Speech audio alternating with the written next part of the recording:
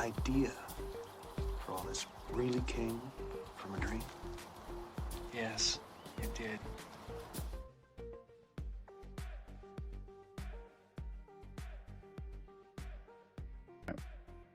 Good evening and welcome to Nox Mente. Tonight's guest is Vinny Eastwood, aka Mr. News, who was born in the ominous year of 1984, the same year set out as Orwell's masterpiece and the year of New Zealand's neoliberal economic reforms. He is the lighter side of genocide. Vinny, welcome to the show. Thanks, bro. Pleasure to be here. I don't know where here is because unfortunately I haven't had a chance to listen through your broadcast. We're in Atlanta. Yet. I'm in Atlanta. Yeah, Jerry's in Atlanta. I'm in Washington State. Okay. Well, I think our studios at American Freedom Radio is also in Washington State, so that's good. Oh, is it? I guess I didn't know that. That's great. Well, hello out there, audience of Vinny's and American Freedom Radio. Yes. Rock on. Welcome to the show. Yeah. And I also want to make sure everybody understands that when we're live on American Freedom Radio and that kind of thing, there's no taboo topics, and so this broadcast here might go a little bit awry. Who knows? But we'll see how it goes. We can only hope. I haven't even. Yeah, that's my favorite saying, and I haven't got any idea, what's going on in my own life and my own time and that kind of thing, because it's like there's a lot of scary stuff going on right now all around the world. There's this possible war with frickin' Iran kicking off, and the rampant net censorship all over the place, and everybody, all your favorite content creators, being demonetized and now asking for donations. By the way, patreon.com/Vinny Eastwood. Shameless plug there, but that was pretty shameless. Yeah, but it's also nicely seamless too. I've been known in radio circles as the king of the segue. Yes. So anyway, these lime green scooters. Somebody finally died on one in New Zealand. I'm not sure if that's an adequate segue, but it was a scooter instead, wasn't it? Damn. Yes. Okay, but We can only hope. I've got real bad stuff happening in New Zealand. Like we're having the guns being taken off people left, right, and centre, regardless of their political affiliation. Oh, actually, no, they're only taking it off the right and the centre. They're not taking the guns off the left. In fact, they're giving them more guns. It's just it's a scary, scary time, because every time throughout history where somebody's taken the guns off a particular political persuasion of group of people, that group of people usually gets enslaved or subsequently exterminated soon thereafter, So that's sort of what I'm dealing with right now, in addition to having like a third of my income cut off by YouTube for no reason, no explanation, that kind of thing. So yeah, it's tough, man. Well, and we just entered into this eclipse season yesterday. It's been going, and I had marked this one a couple of years ago, this period until February, as a very much a hot seat for people that follow Vedic astrology. And here we are, the gates are open. But let's get you out of the host mode and put you into the guest mode. Okie dokie, bro. Well, what is the actual name of the show?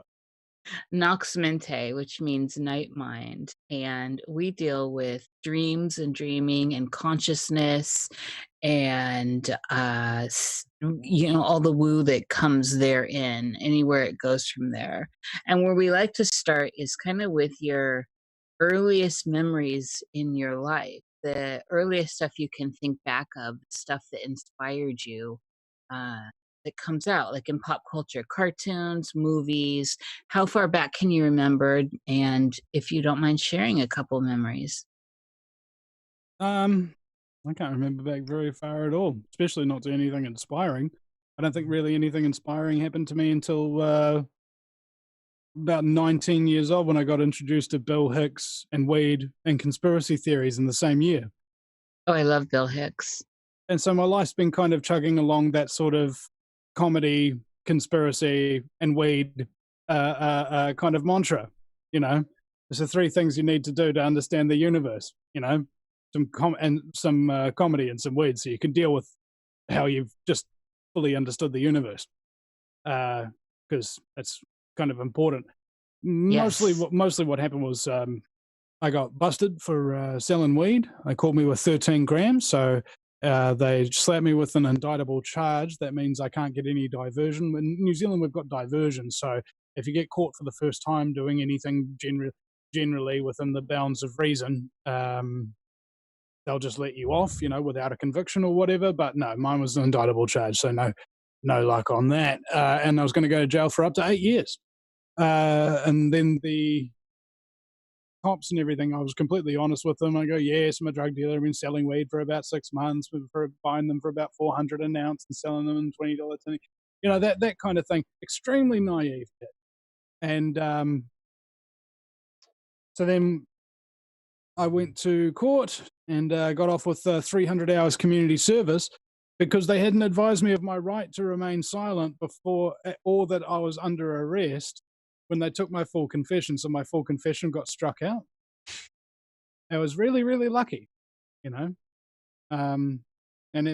after that, I became called in like a cannabis activist, went back to university, did a bit of work in telemarketing, was really, really good at that. And then I became a talk radio show host and really, really good at that because it's a simple skill set, isn't it? Talking to people. Did you? It transfers well. It's a simple skill set, and yet, some people do it better than others. But I'm wondering, like, what kind of stuff on the telly did you watch? Did you watch cartoons? Were there movies that did you like sci-fi at all? Was it all humor? I don't know. Jaws, Predator, Die Hard, I mostly like movies and stuff like that. I like action movies. Some of the thing where one dude has to go up against a whole bunch of other really, really scumbaggery dudes by himself without really much help, and has to just survive and save the day, kill the bad guy, get the girl, that kind of thing. That hero arc. Yeah. That really foolish thing that we tell everybody that they can get into without huge quantities of consequences for their actions. Unless you're filthy rich. Well, even if you're filthy rich, I mean, there's always consequences for your actions. In either case, there's sometimes I'll be like, I wonder if I had like a hell of a lot more money, would things be easier? Or would I just be doing a hell of a lot more things that were just a lot harder and wasting my life away and getting more grey hair and all of that kind of stuff? I don't even have grey hair yet. 34 years old without a single grey hair, and I'm like, is there something wrong with me? Am I living my life too chilled? Making 3,600 videos in 10 years and doing 2,000 interviews with thousands of hours of content, just like too little work. What am I doing wrong? Or is it you're getting some good mineral content, who knows? Did you so I'm going to stick back to my agenda here. Do you remember, were you a dreamer as a child? Did you have dreams, nightmares, any of that? No, not really. I think I had a dream once or twice and then wrote little stories about them and that kind of thing. But other than that, no, not really. I mean, I chose to live in reality, which was, despite the fact, really depressing. Reality is quite a harsh thing. So yes, especially when you're the fifth of 5 kids, and your dad's a millionaire, so he works way too hard, never there, and when he is, he's drunk or violent. That kind of thing. So you get that sort of that narcissism thing where you're like, oh, you're special, you're just special just cause, and you think you deserve things. And fortunately, though, throughout my life, I've been punched in the face couple of times, many times, each time for a different reason. And in so doing, it's curved my behavior. So instead of being a completely spoiled brat who goes out and hurting people and things like that all the time, I am a activist with a sense of entitlement, what I feel is a justified sense of entitlement. So, for example, many stories get told over the years about some dude did some great feat or whatever. And that dude walks through life, and every now and again somebody will approach him and say, hey, bro, can I buy you a beer? Or can I buy you a meal? Or something like that. I've become that guy. Okay, so if you look at every shred of clothing I'm wearing, if you look at all the pieces of technology that you can see on the screen, and the live stream and everything like that, every single shred of stuff that I got has been given to me by donors because they appreciate what I've been doing for the past 10 years, giving activists a voice when no other mainstream media will hear them for hours at a time, when they would ordinarily get 30 seconds in the news, if that. Yeah, and that's definitely a higher good, for sure. And it does, whatever the trajectory of your life has been, you have been fortunate to find yourself in this position. I mean, I think a lot of people would love to be where you are. At the same time, you said something interesting. So you're the youngest of 5 children.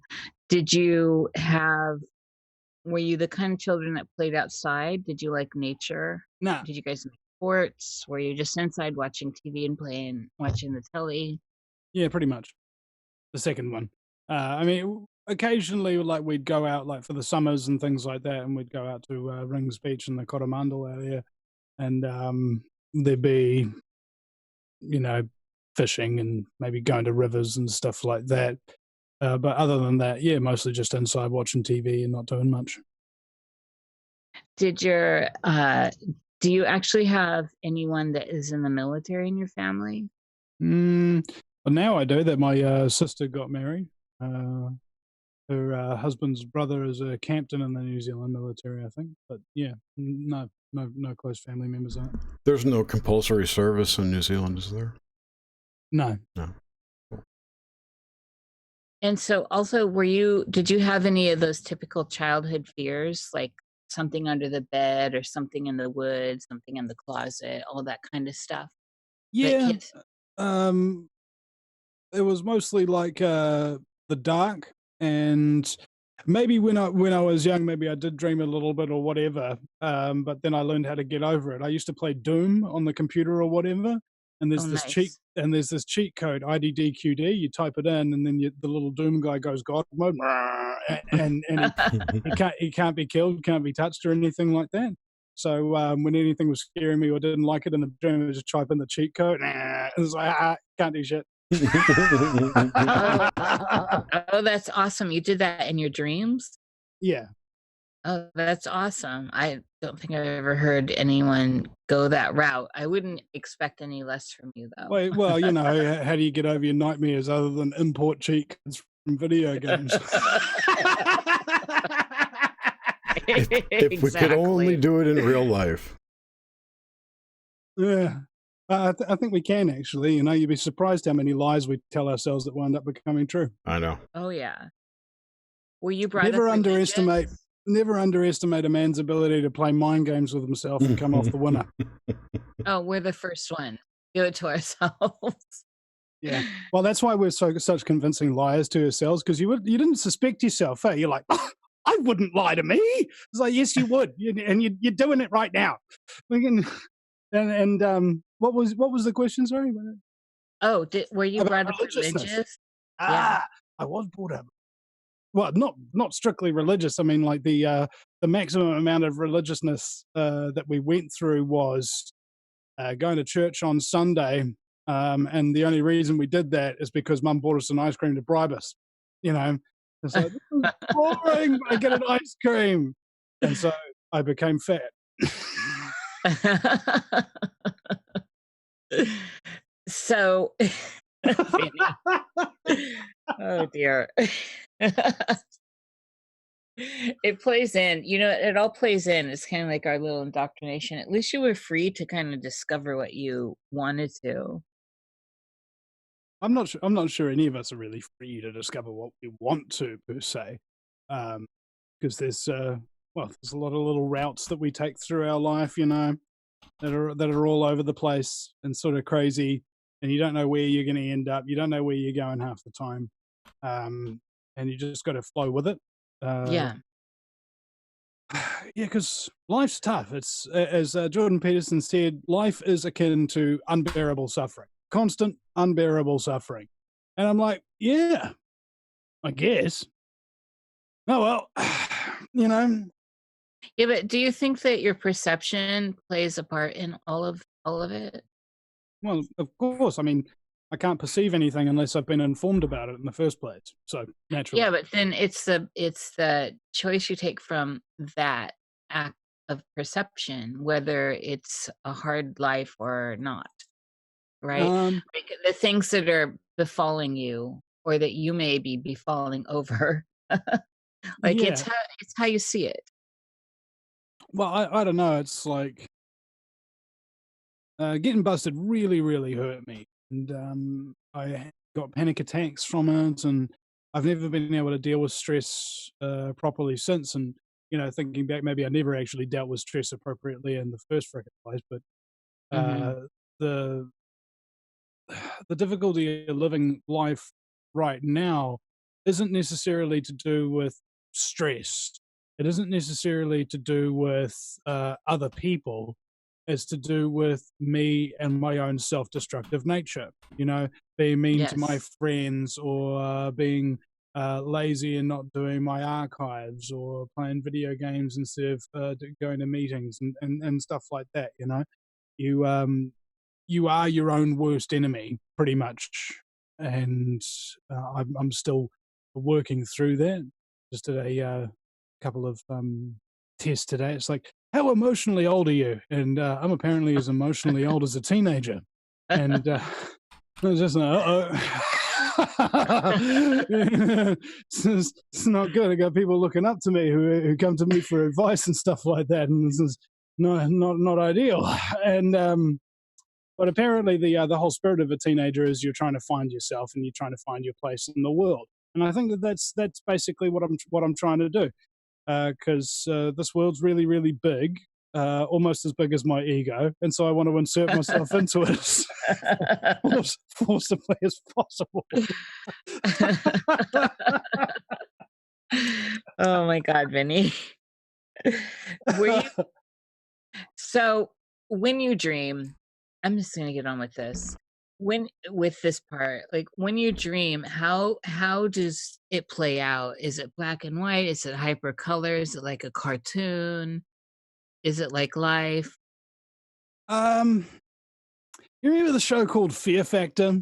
And one of the stunts that they got the people to do was they had a tippy table suspended high in the air. And every time you ran to one end of the table, it would start to tip that way. And then you had to run back to the other end of the table and grab it before it tipped back the other way and threw you off, kind of thing. That's kind of like what my dreams were like. Trying to get to somewhere and then trying to get back to where I was before the somewhere where I was going to throws me off, right? It's just. That's just life in general, it sounds like. Well, the thing is, my life is like a dream, and my dreams are like life. So I sort of Yes. traded them at some point. Yes. And what point do you think that was? I don't know. Probably about the time I started talking to Mark Passio about the occult and natural law and stuff like that. When you start to realize, oh my God.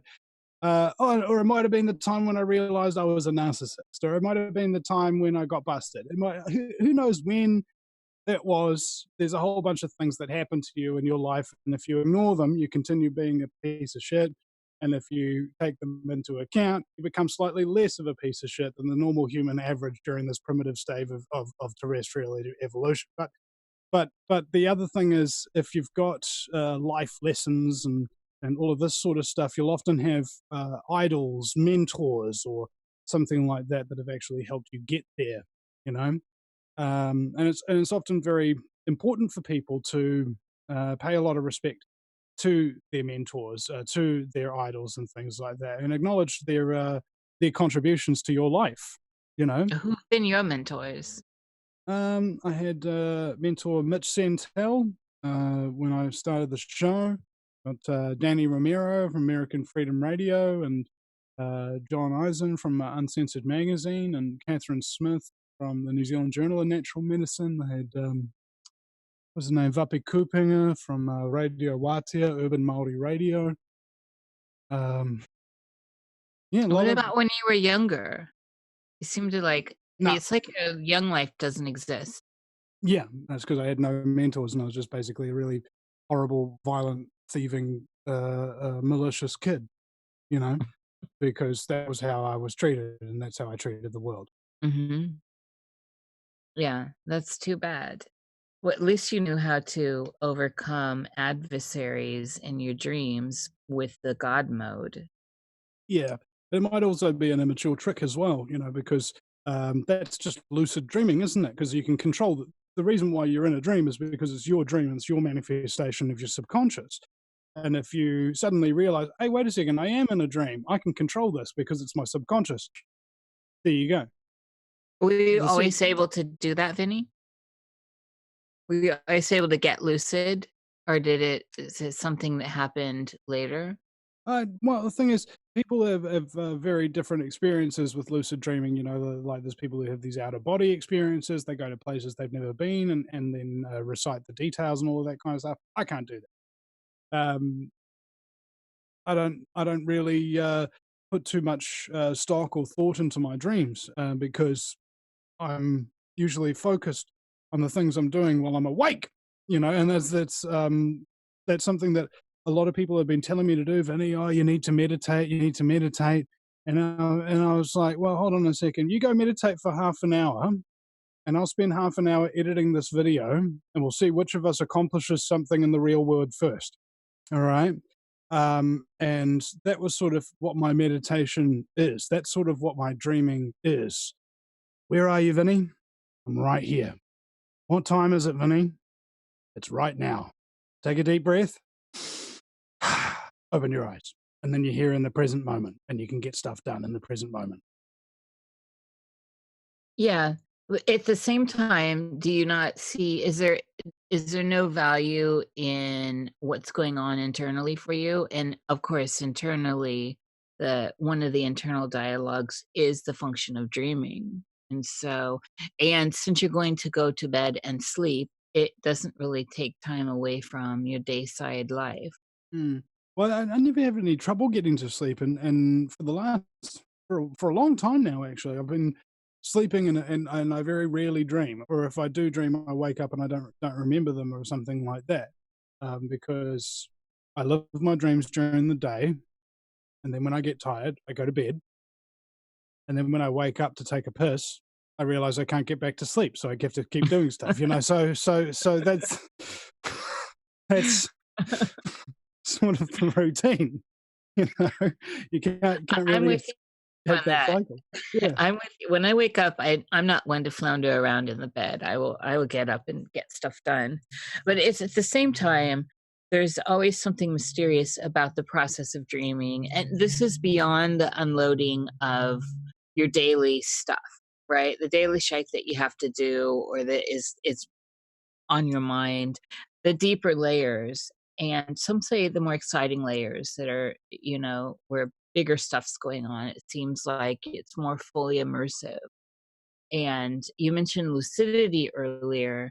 I just wonder, does that not excite you when you get lucid in a dream? nah, not really. I mean, it's really only real world things that excite me now, and because dreams are subjective and interpretational, and I'm a man, so I like black and white. I like logic. I like Yes. facts. That kind of thing. So subjective dreams, even my own dreams and things of that nature. And yes, Space Academy, we are live. He's in the chat room here. He was here watching a premiere last time where we had a chat after the show, and he was so really upset about why did Vinny not escape my This is Vinny sniper? Live. Yeah. So we've also got a 30-second delay on the YouTube live stream, so he'll know that in a moment. So Nox Mente, Nox. Okay, that's what we're talking about. Sorry, where were we? I'm a little bit frazzled right now. I'm just No, that's all right. And that's my role here, is to just try and keep us on the train. So with lucidity, though, when we're talking about deeper, so when you get past the daily stuff, right, in your dreams, the stuff that can keep you up, when you're down at the deeper layers, is there not, and when you're lucid, for me, let me put it this way, Vinny. For me, when I'm lucid, it feels as real as this. And so sometimes it's actually hard to discern which is more real, this or when I'm lucid in a dream, because Yeah, that, I've never had that. okay, So, what I said, lucid, I don't mean like lucid dreaming like other people think. I'm just more like thinking, many, many years ago, I had this realization in my dream, hey, hold on a second, this is my dream. And I put in the cheat code. And that's about the extent of my lucidity when it comes to dreaming. In terms yeah, of remembering them, no. Um, yeah. so basically, if you've got like a whole stack of questions about my dreams, I don't know what to tell you. I got nothing. Oh, no, no, no, no. Trust me, I am a horse of many colors. So, I'm more interested actually, and I think anyone that listens to Nox Mente a lot understands this. We're more interested in kind of the philosophy of or the ideas of how it all overplays. So you mentioned about life and reality a lot. Is there, that immediately makes me think, what's your perspective on death? Um, Keanu Reeves said this great thing recently. Stephen Colbert asked him, "What do you think happens when we die?" And Keanu just thinks about it for a second, and he goes, "All the people that love you will miss you." And I just found out today that when Keanu was younger, he lost a girlfriend. One of his parents died. That kind of stuff. Real early on in life, he's become sort of like this icon of like the good dude. Yes. That's kind of everybody loves Keanu now, don't they? All right, Yes, and it's, of and it's course. because he's that good dude. He's that protective father. He's emotionally open, and he's friendly to people. That kind of. And I was just like, everybody needs to be a little bit more like Keanu. That's what I think about death. That's a great example, and I can pull right up to that. It's interesting that your thoughts about death really mirror somebody else's, though. Makes me have questions. Well, go ahead. I'm not even going to pursue that, but I'm just wondering, as far as states of consciousness, and where we are now.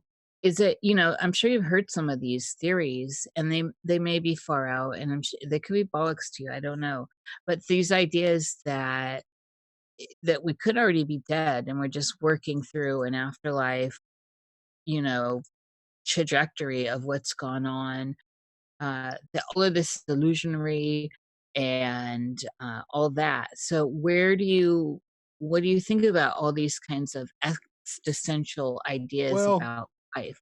well, somebody asked me one time, "Okay, Vinny, let's give it to us straight. Do you think the world is flat or do you think it's round?" And I go, "Well, it's neither. It's actually a holographic fractal representation created by collective consciousness that's now experiencing itself subjectively." All right, it's very simple.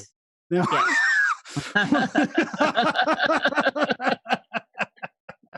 Yes. it's like, oh, well, of course.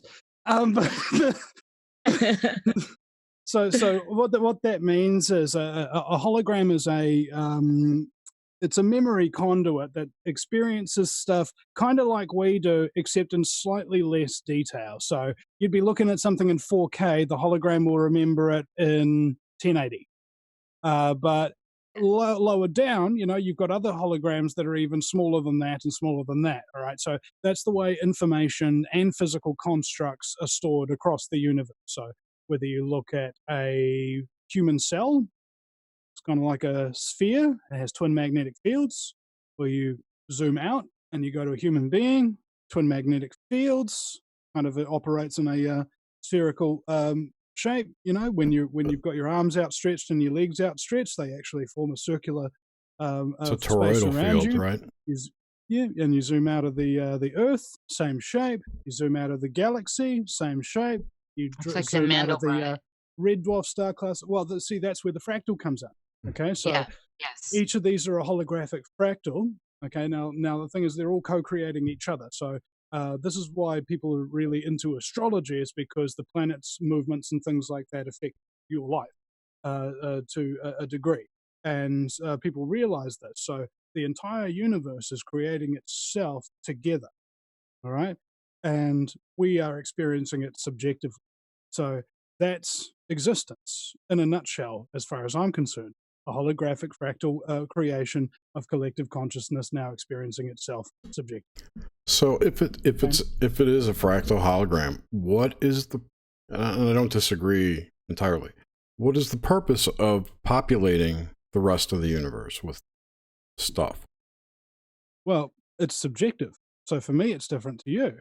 And that's what the collective consciousness has given us. It's given us subjectivity. Mhm. So for me, the purpose of my life is to expose scumbaggery and smoke weed. Okay, so there's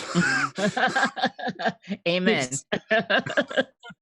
all right. So and each and every person is a different thing. And the reason why this is for me is because I really love exposing scumbaggery, and I really love weed. So you've got to do you've got to do what you love, and this comes into what's known as the natural law principles. So Mhm. if you want to know something, you got to do the who, what, when, where, why, and how. Somebody could ask me pretty much any question about weed. I can guarantee you the thousands upon years of history of weed that I've been chugging through for, for the for a long time. I can answer a lot of questions about that. So that's the first stage in the Holy Trinity.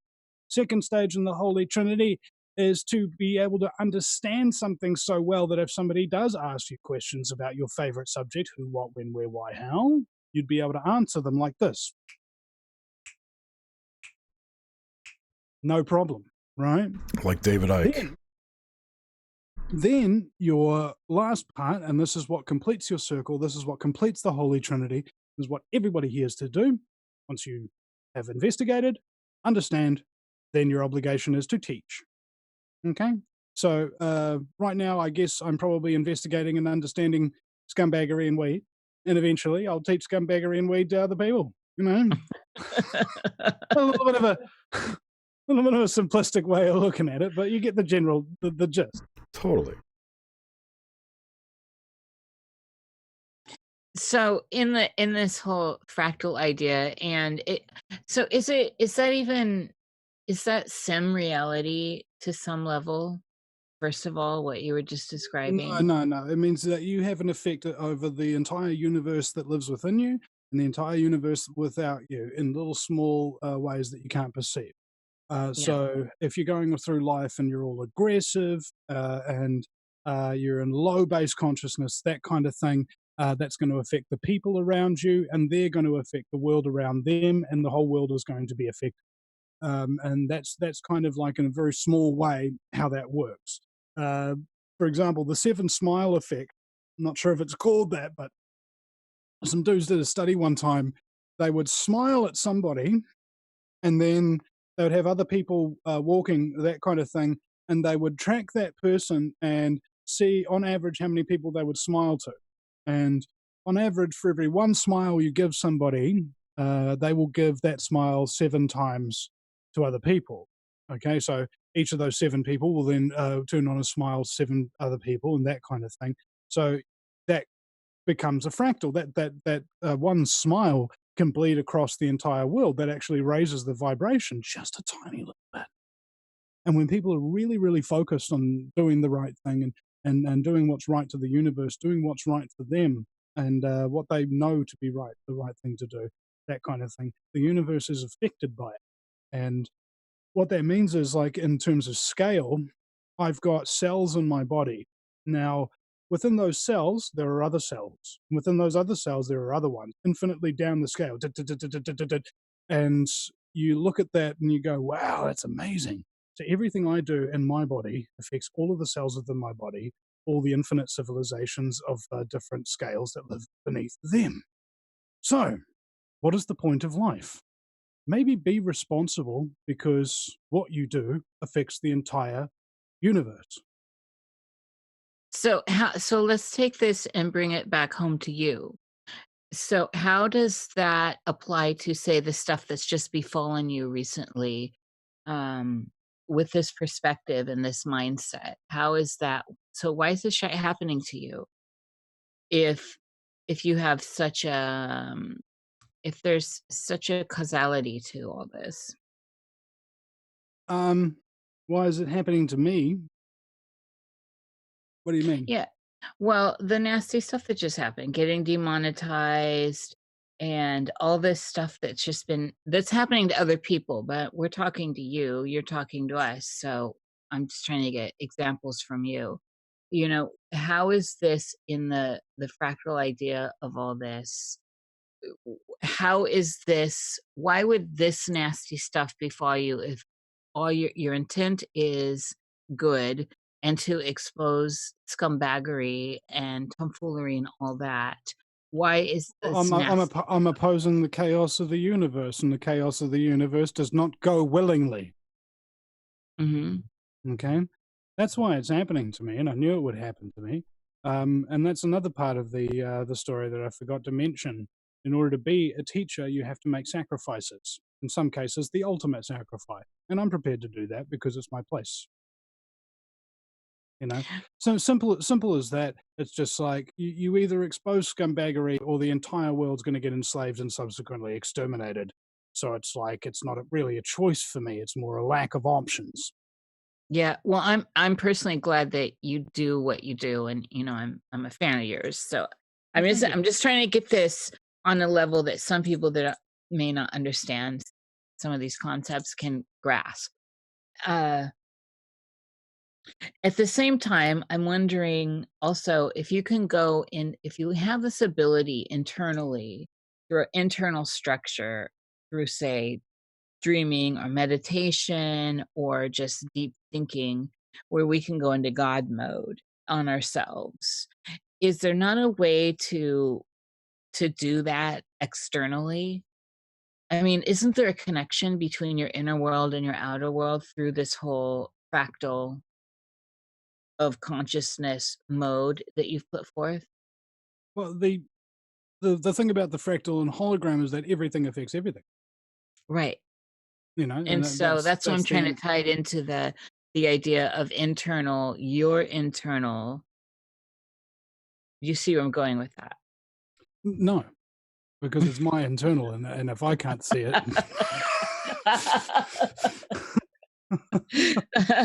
Cheers. It just seems to me that what would be the function? So, what is the function of having? Why would we dream if there's no point to it? well, there is a point to it because if you go without sleep and you don't dream, you turn into a psychopath. All right. They've done some sleep studies and things like that. The Russian sleep study was probably the most extreme, Yes, where yes, by the end of it, people were taking pieces of their own face off and eating them, and had superhuman strength, and were vicious and cruel and mean and disgusting and disturbing, ghoulish like creatures. This is what we all turn into if we let it happen. Okay. This is what the sleep prevents us from becoming. This is why you have dreams, so that you don't become your nightmare. Ooh, well said, Vinny. That, I'm that just was making shit up, so I don't know. that was actually one of those give me some chills a moment there like that. Yeah. That was very well said, actually. Yeah, those studies were gruesome. And there's a lot of thought they were debunking that too. The extremity of the You roboted studies. out. Oh, You roboted sorry. out.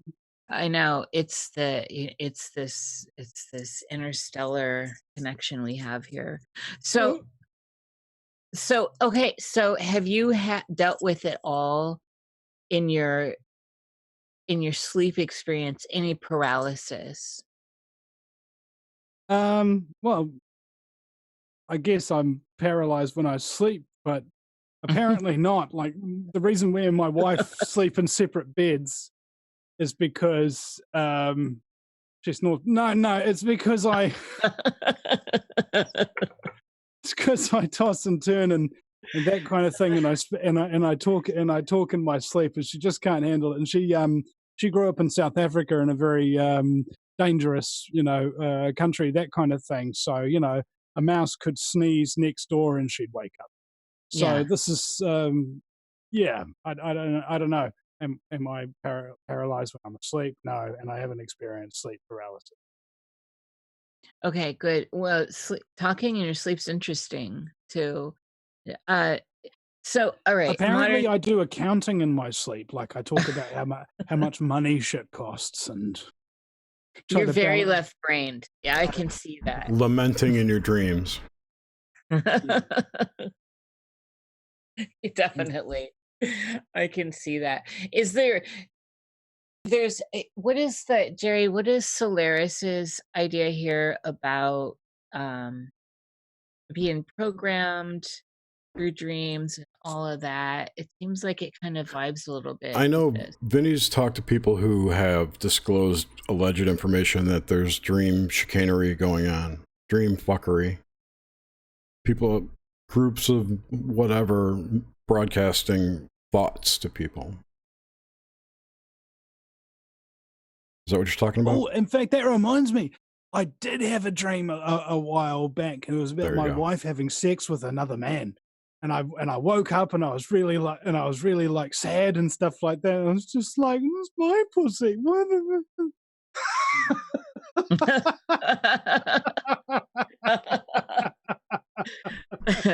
Oh my! I never had one of those. Pray you don't, bro. You get up feeling very emasculated. I'm telling you. And that's no way to start a day. Yeah, but as soon as I did some weights and my testosterone started getting up, I was like, yeah. And then I went and shagged my wife. It was good. Reinforce that. You know. No. In fact, that morning, I directly after having the dream, I just basically made my wife coffee, climbed into bed with her, and shagged her almost immediately after telling her that. And she was like, "Oh, baby, here's some pussy." You know? Dude, you could have milked that for a blowjob. Right? I milked it all right. Now, anyway. No pun intended. This is real world problem solving. This is what people need to hear for real. Yeah. So is there... See, this is how I drank my dreams reality. I see a cock going in my wife, and then it turns out to be mine. So yeah, it worked. Yeah, there's something going on there. Do you think we're being manipulated through our sleep and dreams? I don't know. Maybe. Apparently, as soon as you dream, is the same thing as when you die.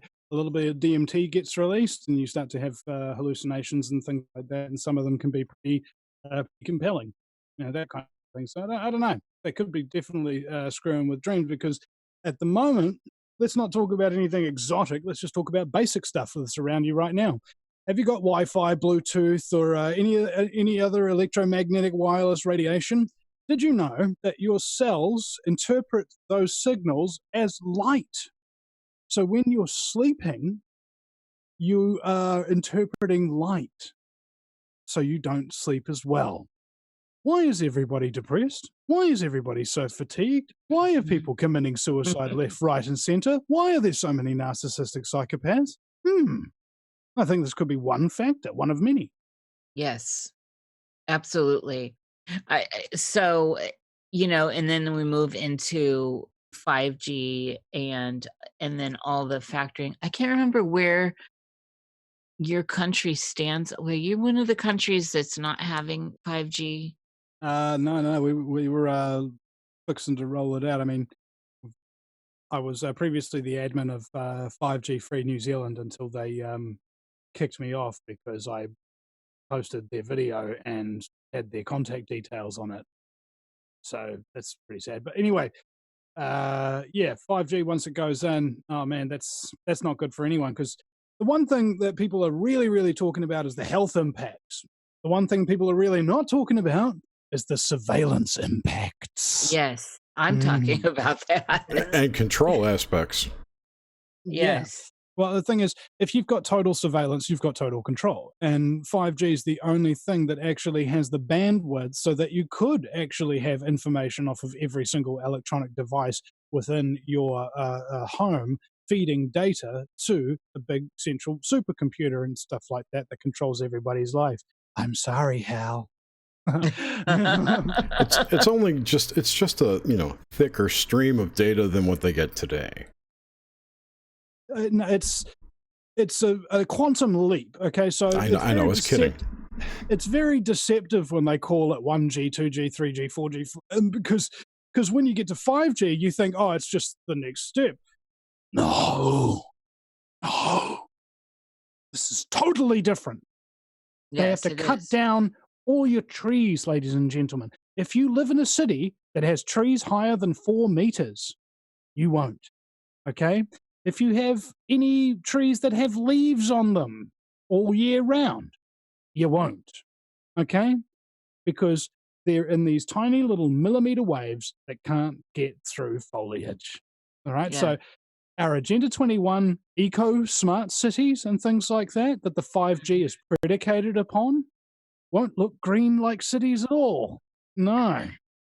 You know what's interesting, Vinny, is next week I have tree service coming to cut down some of my trees because they changed out the street lights here, and they put in these new street lights, and all the trees down the street under the street light died from these new LED lights.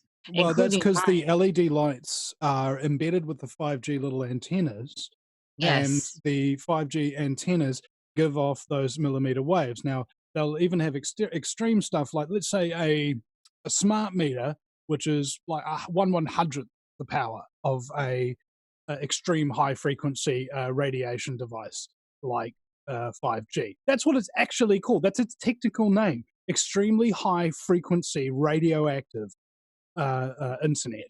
Okay. Sounds appetizing. Sounds great. You know, why not put this every 50 meters? You know, this is gonna be fantastic. Oh my god, I can't believe the benefits. I can download a movie in seconds and get cancer in years. And just to be safe, they're going to beam it at us from space in balloons or satellites. Yeah, exactly. A technology that can't beam 100 feet is somehow going to have satellites beaming that shit at us from space. All right? Yeah, I don't know how it works. Just ruminate on the internal logic of that statement. It's horrible. It's horrible. You know, the funniest thing is, as soon as I learned that 5G was actually going to be rolled out, and, you know, I think it was like maybe someone like Deborah Tavares, I can't recall, but I had heard, I knew that it was a weaponry system, and seen some of those studies with crowd. It's called LRAD, all right? Yes. It's Mexican for the coolness. Now, you know what, LRAD, but but I can assure you, ladies and gentlemen, when LRAD is on you, it's not cool, is it? Okay, so oh my god, yes. your hairs, ladies and gentlemen, that come out of your pores, they're all done with your DNA, that kind of thing. So they're actually fractal antennas. That's why your DNA goes in a coil like that. Okay, so they're able to pick up signals. So what they figured out with LRAD is that when they shoot that at you, they can get your hairs and your pores to interpret certain sensation. For example, burning alive. For real.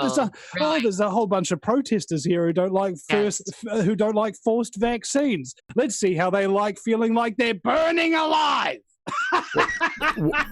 Some of the frequency band of 5G, I do know, does encompass that crowd control weapon that does make your skin feel like it's burning. That is true. Well, it's even better than that. The MK Ultra studies back in the day, they'd drill holes into people's skulls and put electrodes into them, and then send signals down the electrodes to figure out what emotion is on what signal. Okay, so they'd send one signal down. This person would be like, "Oh God, I'm frightened! I'm terrified!" Okay, that one's uncontrollable fear. Next one, please. Oh, I'm gonna kill everybody. Okay, that one's psychotic rage. What about this one here? I'm gonna kill myself. I'm gonna kill that one. Suicidal. What about this one? You know, that kind of thing. They just ran through the spectrum, and then they added each and every one of those spectrum signals onto the backbone of the 5G network. So let's say you want an entire city block to suddenly have a riot because you need to do testing for your new anti-riot police that don't have any experience in cracking people on the head. Let's say you've got a couple of people in a building or something like that, and you need to have them commit suicide immediately. Let's say you have a political opponent or something like that who's exposing your agenda to ruthlessly enslave the entire human race, and then you can just flick a switch and turn them into a crazy person and nobody listens to them anymore. Okay?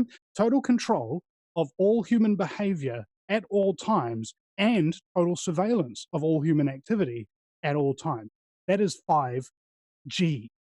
Yeah. This is well, and so this is what I was talking about with Solaris Blue Raven earlier, and I can't remember the complete hypothesis, but she's written like 3 books on this, and where you can't even trust your dream content now because of all the nanoparticulates, and I mean we're weaponized now. Our biology is now being used against us, obviously, and with 5G coming on and the connection of everything, and then what they're saying is a burgeoning AI, which I think has already been fully in place for a long time, but I'm radical like that. I think we're way beyond. There is reason to fear what's going on internally with, say, not just your dream life, so something you think is intimate, like dreams, and personal, and just yours, like dreams, but also this deepens the idea of the voice to skull technology, right?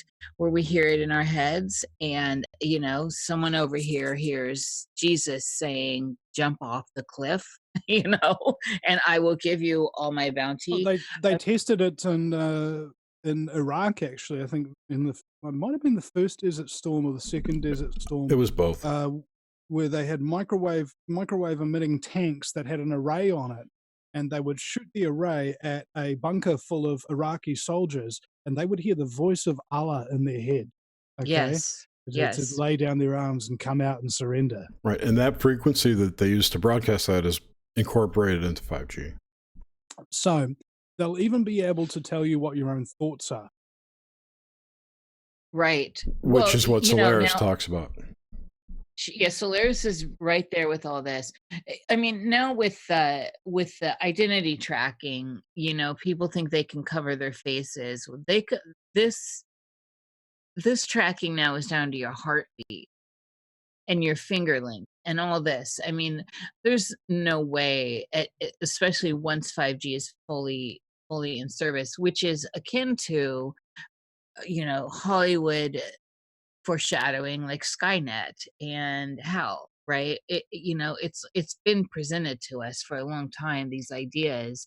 So when they come into play, it's not foreign, and people perceptions, right? Perceive at least have some idea of the totality of what's going on. And this is the point where I'm talking about, how do we know what's real anymore when this kind of technology is all around us? How do you know what is real? Well, we don't know what's real, not necessarily due to the technology per se, but because the disinformation and propaganda campaigns of the CIA and the mainstream media have been remarkably successful. Okay, so who, what, when, where, why, how? Okay, if you can answer the questions about something, then you understand that's reality. Okay, Yeah. But if you can't, or if they give you vague responses to those answers, that's not reality. That's how I've learned to discern it. If you can prove it to yourself by asking who, what, when, where, why, how, and finding the evidence, it's totally real. If you can't, or if you find vague references, oh, he said he was doing this, he said he was doing that. Really, did he? Where's the record of that? Where's the record of it actually being done? How did he do it? When did he say it? That kind of thing. People make claims all the time, and they can't back any of them up. Yeah. And nobody really calls them on it. Because we're trying to be too polite. Not anymore. You need to meet this guy named Corey. No, I'm kidding. So what do you think? What do you think about the alleged UFO disclosure that's happening right now?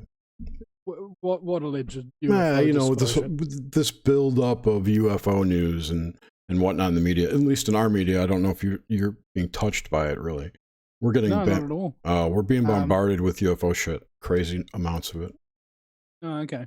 What kind of UFO stuff are we talking? Interdimensional, outer space, flying saucers? It's nuts and bolts. The information is nuts and bolts, and it's coming from that Tom DeLonge organization, TTSA, and in conjunction with the History Channel's new show called Unidentified. Then there was the Bob Lazar movie that came out, and he's making the circuit now, and it's all about physical flying saucers. But it's on local news and stuff, so it's in the main programming. It's being programmed, or it's being released in mainstream programming, which is what's new about it. Well, that's not new at all, because Hollywood's been making alien films for years, right? Sure. You know, that kind of thing. Alien invasion, kill the alien scum, that kind of thing. Well, what makes you think that the news is reality? Or that it has any I'm interest? with you, Vinny. I'm 100% with you. I think I know, but I'm leading to something here.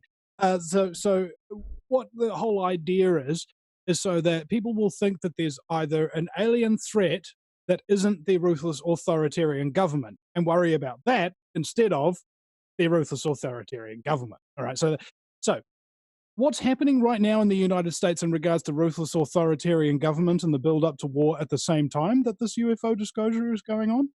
Yeah. Is that a curiosity? You know? Yes, they're linked. Now we know. Okay. And don't forget the calls for censorship and prosecution of those who don't agree with the narrative. Except the people who are arguing about the UFO narrative. Okay, so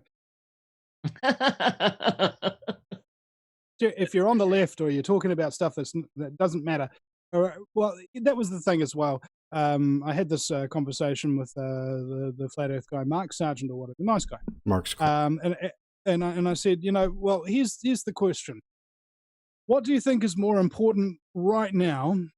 Stopping GMOs, fluoride, aluminium being sprayed out of the thing, and the 5G and such and blah blah blah, or convincing people that the Earth is flat?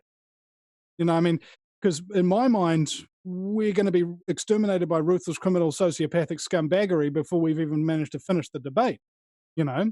So I figure, there's a lot of times that we can just come together on the points that we agree, and we can table these discussions for points that we disagree until such a time as we're no longer under the threat of enslavement and subsequent extermination by ruthless, criminal, sociopathic scumbaggery. Now, that's just me. I like to prioritize shit in such a way. I'm curious where you stand on, or what do you think about AI, just in general? Well, that was the Canadian surveillance program called AI, but there was. Hey, I saw you. Yeah. God, I'm terrible today. Just awful. You need a drum set behind you. You need with the boom boom. Oh man. Well, actually, we were doing a flamenco guitar strum, like a Vinny would tell a bad joke and then cha-ding on the guitar. It works, man. It's good. But what were we talking about? The UFO disclosure and that kind of thing. AI. Oh, AI. Ah, yes. Okay, so AI and 5G intimately linked.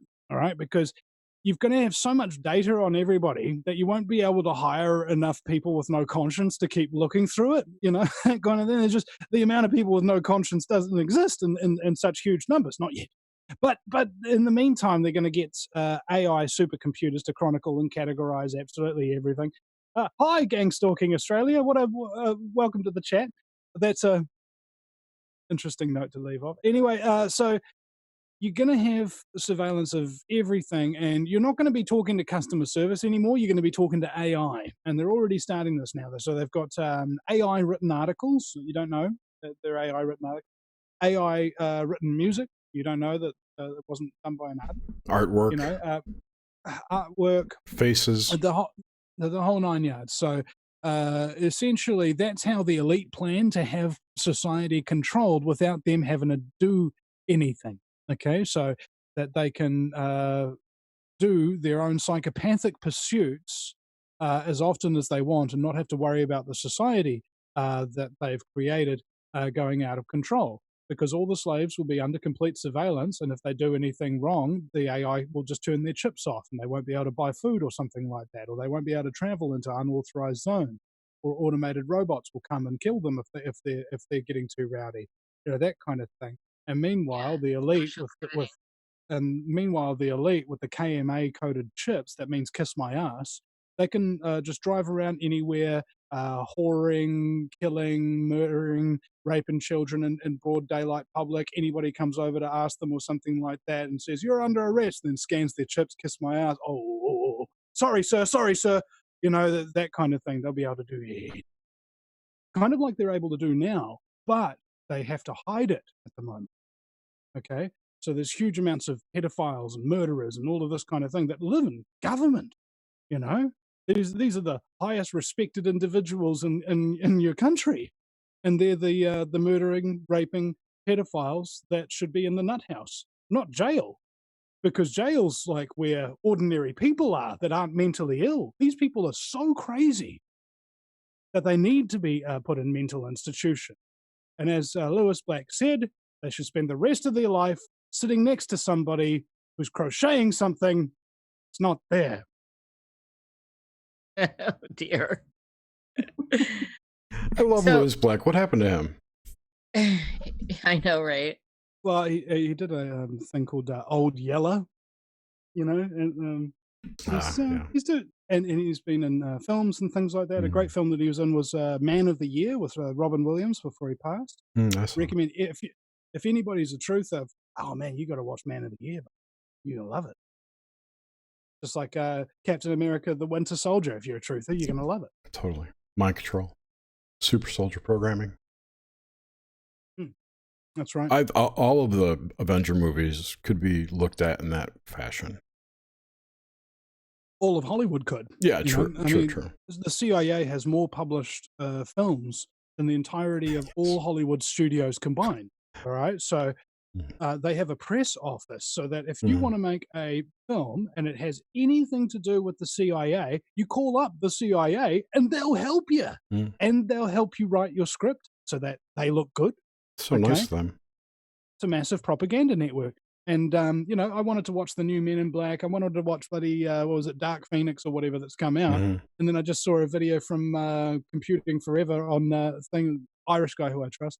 And he says that basically these two movies have been taken over by the social justice warriors. You know, oh, what have you men ever done other than build the world? You know, that is very true. And I was have you seen Captain Marvel yet? Unfortunately, yeah. I've got to hands off to the cat. All right, the cat was great in that movie. The cat was great, and Samuel L. Jackson was great. I liked the movie. Everything else was freaking passe. And then the deleted scene came out where Captain Marvel has this dude. He's going, "Oh, will you give me a smile, honey?" He's kind of a creepy dude. But then she like breaks his hand, you know, like the Terminator, and then steals his bike and drives off. And I was just like, this chick's a villain. That was actually a cut scene, wasn't it? Yeah. And that's what the internet went about. It was just like, oh my God, they cut that scene because it would show everybody what She's she a really villain, is. yeah. She's the villain. I mean, the hardcore Antifa feminist crew that's running all over Portland right now, shutting down main streets and threatening people and throwing milkshakes mixed with quick drying cement on journalists that expose their bullshit, you know, that kind of thing. You know, shit's getting freaking serious out there, man. And Chemtrail Rider has joined the chat as well. Hey, bro, they haven't deported you yet. I hope not, because we have to have more whiskey down at the fishing club, bro. Definitely. Which reminds me, Mick Chemtrail Rider, I need to ask you something. The band wants to come and play at the fishing club again. So if you want to hook that up, we'll come and play. But anyway, guys, sorry, that's an internal discussion. Where were we?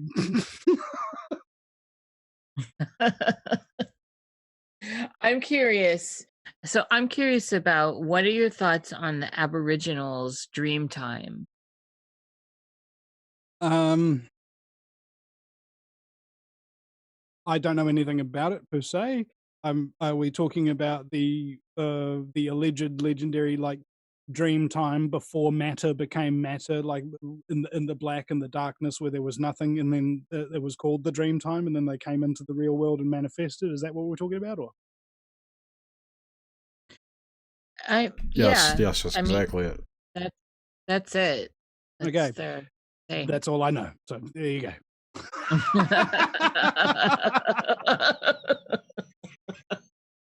Do you, but as far as with your experience in and what you've already told us about how you view dreaming and its function, they have built this whole mythology around it, and it informs their lives in a whole different way. And so they've got this deeper, and apparent, I'm not there, I don't know any, but Well, this apparent I did interview an Aboriginal leader once, and we came to the same conclusion about the movie Avatar. All right, so in Avatar, it's got this scene where they're burying one of the Na'vi, and they bury it with this nice seed kind of thing, and it said how all energy is only borrowed, and eventually you have to give it back. All right, and how all living things actually exist within a network of energy. Right, so that's basically what James Cameron took from a lot of the native stories, and then he fictionalized it and put it in a sci-fi movie with big guns, and people love it. Most blockbuster movie ever, I think, still hasn't been beaten at the box office. Wait a second, unless Avengers Endgame. I don't know. I haven't checked the box office. I don't think it did. I think Avatar still has the top. So James Cameron, I mean, there's a reason he came to New Zealand. All right. And I don't know what that reason is. I don't know why the elite are coming here, because it's really expensive, I mean, I remember one time, I think it was maybe 8, 9 years ago or something, one of my listeners was asking me, "Hey, Vinny, how expensive is farmland in New Zealand?" And I go, "Well, at the moment, there's two big things up for sale. One of them got bought by James Cameron, and the other one's being contested by a massive Chinese conglomerate and Fay Richwhite, all right, which is a New Zealand company owned by Michael Fay and Richard Richwhite, I think. I'm not sure of his first name.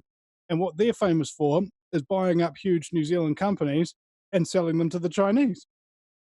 Okay, so really expensive farmland down here, folks. I got to tell you. And So he comes down here. Cameron didn't come down there to work with Weta or Peter Jackson or anything. No. He's filming all his things here, so that's why you haven't really seen what's his name. Who was the star of Avatar? Matthew or Nobody. No. The main character in Avatar. Jake Sully or was whatever. it Tom Hardy? Sam Worthington. No. Sam Worthington, yeah. Haven't seen him in any in much. I mean, he was in The Titan or something like that on Netflix recently, but haven't seen him in much because they're filming a whole lot of Avatar sequels all back to back. Right. It's a remarkable amount of stuff that they've actually got to do down there. But yeah, I mean, Weta Workshop and New Zealand's actually become a film service. We don't have a film industry. The United States has a film industry. We've got a film service where the United States contractors will come over here, make their films here. We've got lots of talented people and things like that, but we can't finance and distribute and do all of our films ourselves to any reasonable level, unlike the massive United States movie studios run by the CIA. So, yeah, it's we just do your bidding, and we craft your propaganda for you, and then send it out, and then Americans lap it up and send us the Oscars. The circle of love. That's okay. We've marginalized other countries, or just Another Oh one yeah, in the this is pile. spiraling out. You know, like all the animation, the cell animation, I think still goes to Korea for like The Simpsons or any groaning production. You know. Mm. Yeah. Well, I mean, you have to get the animation done there, don't you? I mean, if you want that hand drawn effect, Yep. maybe somebody's going to create a computer program so that you can hand draw stuff on a computer or whatever and have it actually look hand drawn. I don't know. Yeah, 'Cause at it the was moment, called that's one of those- the stuff they used for Scanner Darkly. That movie. yeah, That type rotoscoping. rotoscoping. That type of effect Yes, usually yeah. mimics it Well, well. that's how they did. That's how they did the Star Wars lightsabers and stuff like that. Like they didn't have them glowing on stage or anything No, like that. They just colored the lightsaber in frame by frame by frame. God, what a horrible job! right. A And horrible job. Lucas cut in actual flashes of color during the battle. I remember him talking about it once. Mm, Ding. what is that? It's somebody texted me. It's my friend Alec. Oh yeah, is he joining us? No, And keep your phone So- off during the interviews, bro. I know, for real. I know. I'm sorry. So, Vinny, what do you think we can do in light of, or in looking down at this 5G bulldozer coming at us? Do we have? Is there any recourse? I mean, what the hell? What are we gonna do? There's recourse, there's intercourse, there's all sorts of courses we could take. But well, it all comes down to the individual. So first of all, we're not going to be able to fight this whole war alone, and that's what most people's big problem is they go out with a big goal that's way too big for themselves. I'm going to go out and save the world. I'm going to go out and convince everybody 9/11 was an inside job. Going to work, bro. Okay. You go out with a small goal. I'm going to tell this person something they can't unhear. You know, you can achieve little things over and over and over again. But overall, we're looking at a huge command and control strategy. So, we'll do precisely to the New World Order what the Communist New World Order did to us. We're going to infiltrate all of their institutions. We're going to put our people in those positions of power. And before people even realize what's going on, we've indoctrinated an entire generation of youth through the public schooling system to teach them that their country is important and that they should defend it and that they need to be moral and they need to care about each other. And by the time that brainwashed generation taught in the ways of true patriotism comes to power, there won't be anything that could enslave humanity back again. Not right away.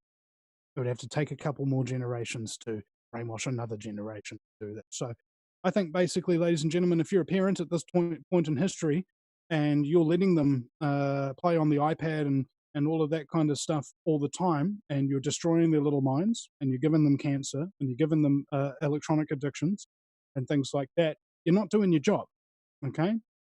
And if you are a parent and you are doing a good job parenting and stuff like that, and then you come up to me and you say, Vinny, I don't feel like I'm doing enough against the New World Order, are you raising your kids right so that they're moral and ethical and would be there when the time comes to do what is necessary for humanity? Yeah. Well, then you're doing enough. Don't overburden yourself. One little simple thing. That's how the world becomes a much better place. But when we talk about the overall strategy, that's just on the individual level, but the overall strategy, you know. So we have to infiltrate the religions, infiltrate the media, infiltrate the government, infiltrate law, infiltrate medicine, and every single other institution in society that has any power or societal influence. And we need to headhunt for children from well-to-do families, children that are going to be influencers later on in life, and give them little scholarships or little nudges in the right direction and things like that, so that eventually, once they grow up, they beholden to the ideas that brought them henceforth. And yeah, I think if it's nice and simple like that, and each and every individual goes and does what they're doing in these institutions, follow the dictates of the Chinese premier Hu Jintao. This guy's a scary dude, man. All right, because you know why? You got no personality, no edges. Why do you think he got to the top of a communist system? Because if you are shown to have any talent, if you're shown to be special, if you're shown to have individuality, they're not going to let you get any further. So you have to hide that part of yourself, folks. Once you get the power, then you can make the changes. But it's a huge sacrifice that everybody has to make, because working in a job you hate for people you despise, just so that somebody else in humanity doesn't have to live a horrific life, is a huge burden for anybody to take on. The silent generation saw World War II. They had to scrounge, they had to work hard, they were guaranteed nothing in life. And they knew that everything in life that was of value they had to fight for. Ladies and gentlemen, good times create weak men. Weak men create hard times, and hard times create strong men. I hope that you are willing to be hard on yourself and hard on each other when we falter and when we fail to do what is right. Only then can we get this job done and free humanity from the ruthless, criminal, sociopathic scumbaggery that assail. Thank you. That was beautiful. I'm clapping over here. I'm voting for you, Vinny. Yeah, and that was the other thing. I've been asked to enter into politics by a number of different people and that kind of thing. So it's like, I could do some damage, man. You know, you give me a crowd and that kind of thing. I'll make them love me. That's the whole narcissistic manipulator within me. But my worst fear of that is that I would become my own enemy. You know what I'm saying? Like Yes. how good people get given power and stuff like that they haven't fucking earned. And then they betray everybody and they forget all the people that are suffering that actually got them there in that place in the first place. You know what I'm saying? I really don't want to become one.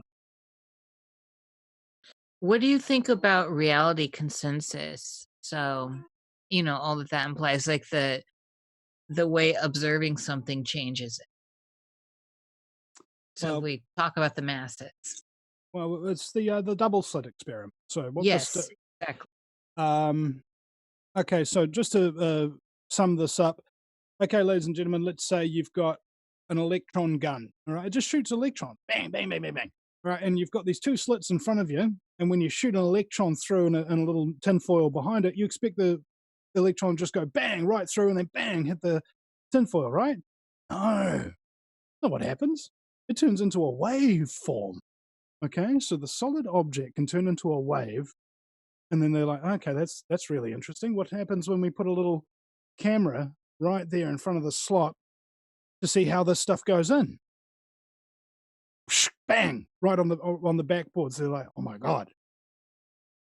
Observing reality changes it. Why? Because matter has consciousness. Okay?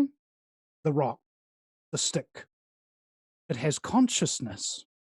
And that's, I think, something that a lot of people don't realize is that you're a conscious being. You know, you've got thoughts and things like that, but you didn't ask yourself, how's this flower feeling today? How's this tree doing? That kind of thing. Imagine all of the things within the world that are physical and don't move and are untouched have feelings and emotions. And when you interact with them, they change because of that's what it is, essentially, ladies and gentlemen. So your consciousness affects reality itself. So try to be conscious. You know, that's all I'm saying. And this directly ties to what you said before, which I agree with, that you broadcast your energy out into the field and it affects the field, which affects the larger field, etc., and so on and so on. So, if, you know, it's kind of the same thing. Yeah, I mean, just keep doing what you're doing and persisting and be patient. So this thing, the two qualities that billionaires share, other than being psychopaths, is I'm not kidding about that. is patience and persistence. All right? Those are two traits that tell you not to give up. Okay? No, I don't care what you're saying. I'm persisting. No, I don't care how long it takes. I'm patient. All right? How do you think we're going to take out the system that enslaves us all? Patient, persistent. Victory is something that you have to manifest. Defeat is something you have to accept. Okay? So what that means is essentially anytime you want to win, you have to act like it. And anytime you think you're going to lose and accept it, you're going to lose. Right? So I think a positive attitude, even in the face of overwhelming odds, even in the face of overwhelming facts, deny reality if you must, if it gets you through the day. That's the thing. The 300 Spartans, they were up against, according to legend, over 1 million Persian troops. And they all died. But they caused such a disturbance, such pain to the advance of the Persian army that it rallied all of Greece against them. Valor is not like bravery or courage. These things, they turn up when you need them, and I'm very brave now, and I'm very courageous then, and then it disappears. Valor is when you are facing a task or an enemy so gargantuan and insurmountable that your failure and your death is virtually guaranteed. But you stand your ground anyway because it's the right thing to do. This is the attitude that we're going to have to adopt, that it is victory or death. Because I believe if we accept defeat, we will be given death nonetheless. How will we know the difference in, say, genuine interactions?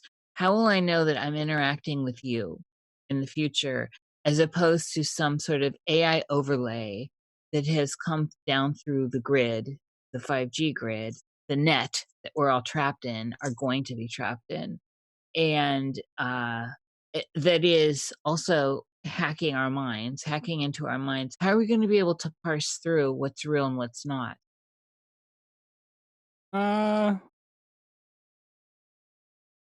Let me think about that for just 2 seconds.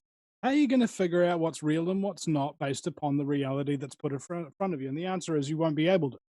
Okay, we're going to be living in what's called an augmented reality. So most of the things that we're looking at that we think are real won't really exist, and most of the things that we believe will be lies. Okay, so once that happens and we're living in a fully augmented reality, it's already too late. The thing is, though, we're not at that point yet.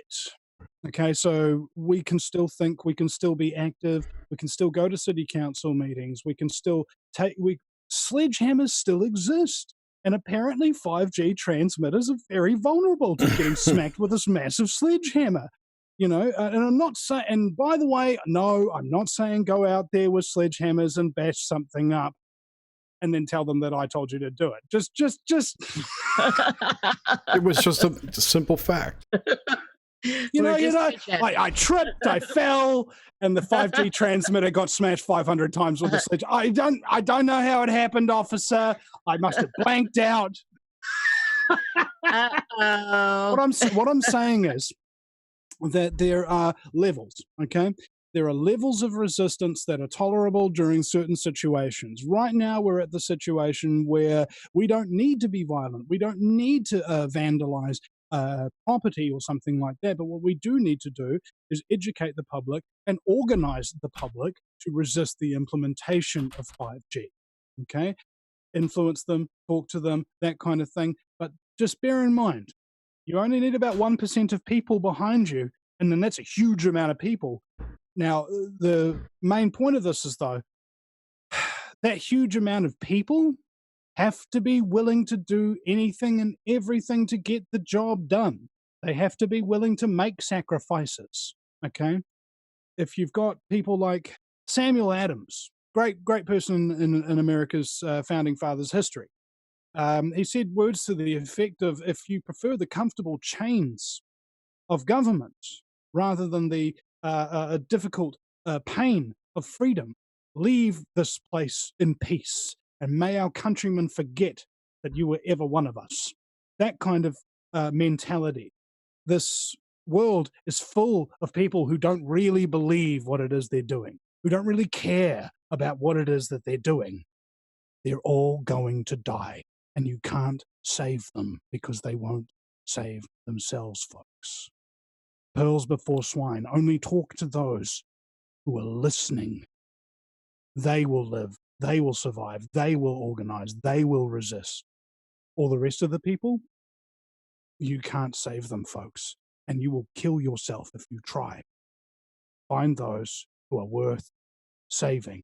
Find those who can activate, and find them in your community so that you know that then when anything goes down, you've got people in your community who are willing to take a stand and are taking a stand at all times.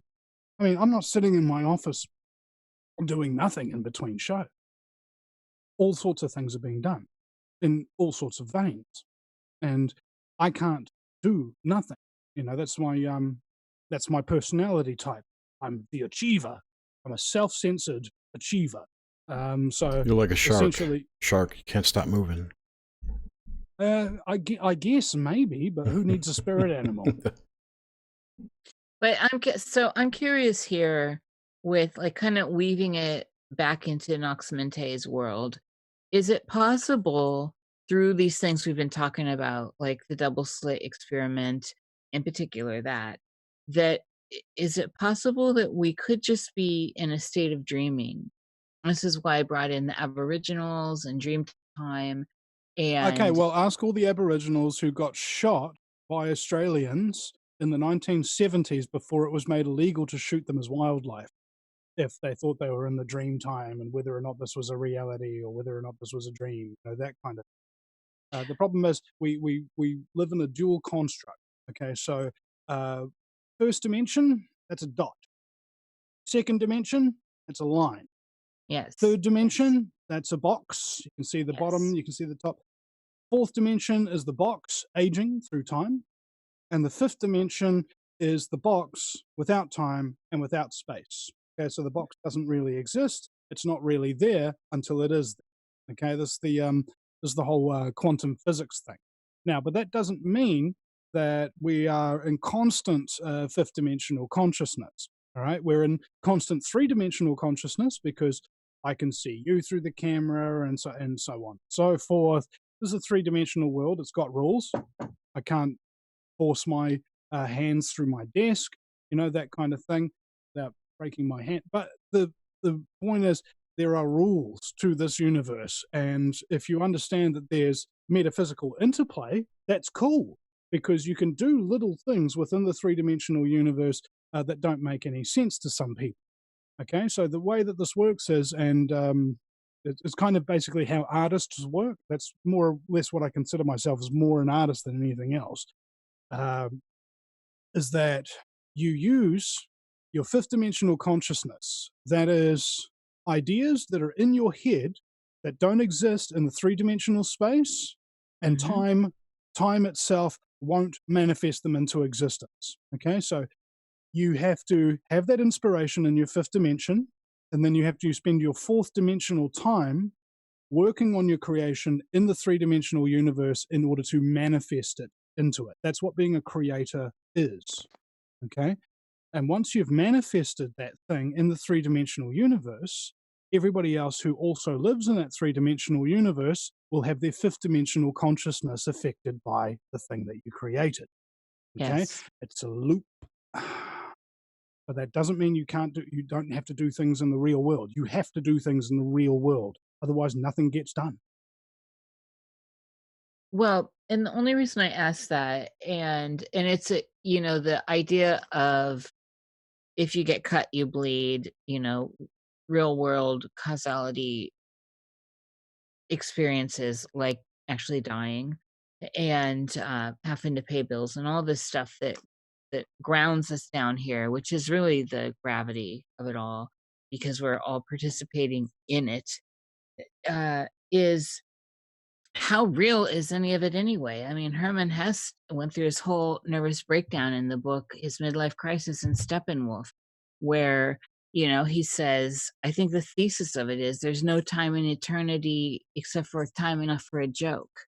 And so, in the end, the reality bias, the reality line or point of projection seems fuzzy, especially when we're talking about things is are out there is all the theories, quantum theories, all of this stuff seems watery in the end when we're looking at our final point convergence with death. I mean, we're all taking a million roads there, but we all greet that point in time, which I think is, you circle the dot. Death and birth are the same thing. So, yes, I cut myself, I bleed. That's not a good argument to me. Like, people came over here and slaughtered. I have Native American blood in me, and and I don't have a chip on my shoulder with it, by the way. I don't even care about any of those conversations, but they brought in pox and they moved people to reservations and all that, and yet Native Americans still to this day have a deep narrative of mythos that Some of them do. Is probably the exact same thing that happened to the New Zealand Maori when they got colonized. Is their cultures got systematically, step by step, destroyed, and now the vast majority of the young people of that culture are living in cities and have no connection to the land or their ancestors or the ancient sacred teaching. it's a little bit different over here, because a lot of people that actually have enough native blood here are still deep, whether they're in reservation ghettos, which a lot of them are ghettos, by the way. But from a broader perspective, we all are right in that boat too. I mean, it's not just the Native Americans. I'm just using it as an example, and we've all been conquered, and so I mean, we've got to get out of victim mentality. First of all, people, it's just we've got to move forward. But I'm just saying, with cultures, so from a cultural standpoint of genetic culture, especially, there's mythos that tie us into stuff that can fall into the woo of like having a narrative that involves dreams and the other worlds and stuff that seems not tangible to where we are now, that doesn't tie into the modern day narrative. Well, yeah, I mean, what was his name? Albert Einstein allegedly he had dreams and then come up with a lot of the stuff that he did. Nikola Tesla himself Yes. as well. Yes. Same deal. So that's where your inspiration comes from. But if you don't spend your time on that inspired thought and work on it to will it into the 3-dimensional reality, you are wasting your inspiration. I agree. I'm an artist, and so I'm always making stuff and selling stuff and all that. I agree with you 100% there. I'm just trying to understand the sliding factor of consciousness. So, like, to me, it seems like when I'm having a lucid dream or I'm actually out of my body, my consciousness is there. It's not in this body, and it's not in this waking life. It's in another space, another time. You know what I'm saying? I mean, you don't know what I'm saying, but or do you, Vinny? No, I don't. You lost me too. You were just talking and talking. You were babbling. I'm like, what is she talking about? Oh Lord. It was a run-on question. Yeah, it's just like sliding. It's the whole Jungian thing too. Changing consciousness at will. Where is the point of consciousness? Where's the focal point of consciousness? Right now, it's hopefully in Jerry. The point of consciousness is always right now, right here, and it's the only place where consciousness exists. Were you talking about my point? talking That's about my like point. So when you're conscious, when you're dreaming and you realize you're dreaming, is that not where your consciousness is? Well, it's your subconscious.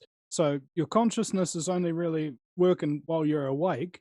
Your subconscious, on the other hand, that can send you signals that will then affect your perceptions and your consciousness and stuff like that. So, for example, I'm a radio, and inspiration is the signal that I interpret.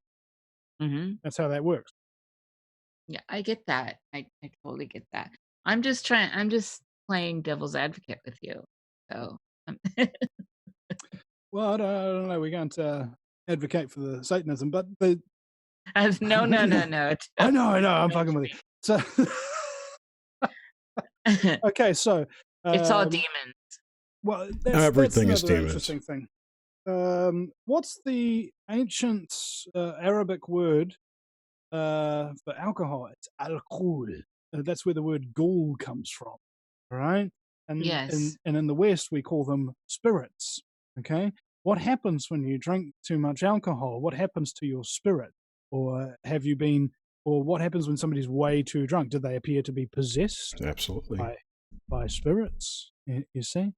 So I thought that was quite an interesting one here, because a lot of the times when we're trying to augment our consciousness with, weed or booze or DMT or acid or mescaline or ecstasy, whatever you've tried, that's about the list of the extent that I've tried. And just like Bill Hicks said, I have taken drugs before and I had a real good time. Didn't rob anybody, didn't beat anybody, didn't lose one fucking job, laughed my ass off, and went about my day. We need Bill Hicks back. He's Alex Jones, isn't he? Well, we've got Steve Hughes at the moment. Like, you managed to interview him, and I was just like, "Oh my god, I get to interview Steve Hughes!" I still get starstruck like that by people I really respect and admire their work, that kind of thing. And then he came to perform in Auckland, and he gave me and my band all tickets to go see his show, and we got to hang out with him afterwards, and it was just like, oh, it's so awesome, because the guy's just such a fantastic comedian that he's almost evolved, right? Like, for example, everybody who has come before us in our related fields has basically they've beaten a path down for us so that we can move faster and go to places that would have taken them much longer. So I think that's the same thing with comedians, is that so many comedians have laid the groundwork, and now we might be actually entering into a place where we've got some of the most talented in the world. And if you look at the story of Bill Hicks, though, it's not a nice story. He had to play at the Comedy Pocket in Possum, Arkansas, to people that when he told a joke, they'd stare at you like a dog that you just showed a card trick. They're just working it out. I mean, like, and his last ever performance was at the Comedy Stop in Austin. Just a tiny little venue with a couple of dozen people there. That's what happens when you're brilliant, when you're genuine, when you do something that's truly exceptional. You won't necessarily be appreciated in your time for being genuine, but years later, people who become the world's leaders, the greatest entertainers and influencers, will have been influenced by you, and your spirit carries on in them. And that's why I've got like 3,600 videos with thousands of activists from New Zealand and all over the world just archived on my channel there. So much knowledge, so much work that all these people have done, and they did it for us. And I figured the least I can do is have a conversation with them and record it so that other people can listen to it, so that when they die and when they're gone, they are not dead and they are not gone. And now they can come back as holograms. Yeah, right. Dio's on tour as a hologram. Elvis is coming back too. Mm. What, Vinny, do you have deja vus by chance? All the time. So what do you think's going on with that function? I think, well, we call it synchronicity. So you will be, I was sitting at my desk one time. I had to get up real early to do a show. And after the show ended, I was really hungry and I was craving a pie. And all of a sudden, my mate Dan, he said, "Hey, bro, I got your pie." Whoa. You know?